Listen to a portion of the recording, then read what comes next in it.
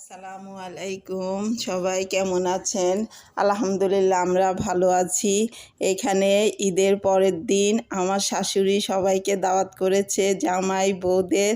তো নাতিনদের নিয়ে আমার শাশুড়ি খুব মজা করলো।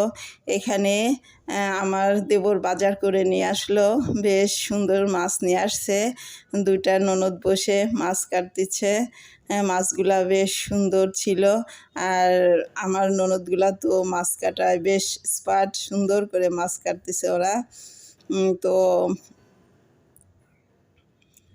মাছগুলাও ভালো ছিল।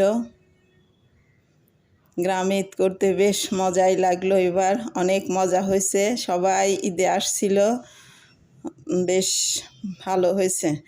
যাই হোক, এখানে আবার চুলাতে গরু মাংস উঠায় দিল, রান্না করছে, সব রকম মশলা দিয়ে দিল।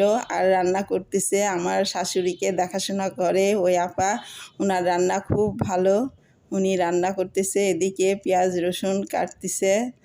বেশ সুন্দর আনন্দের সাথে আমাদের ঈদ এবার পালন করা হলো গ্রামে।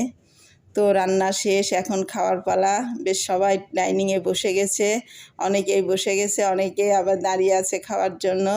যাই হোক, খুব সুন্দর করে মজা করে ওরা আনন্দের সাথে খাওয়া দাওয়া করতেছে।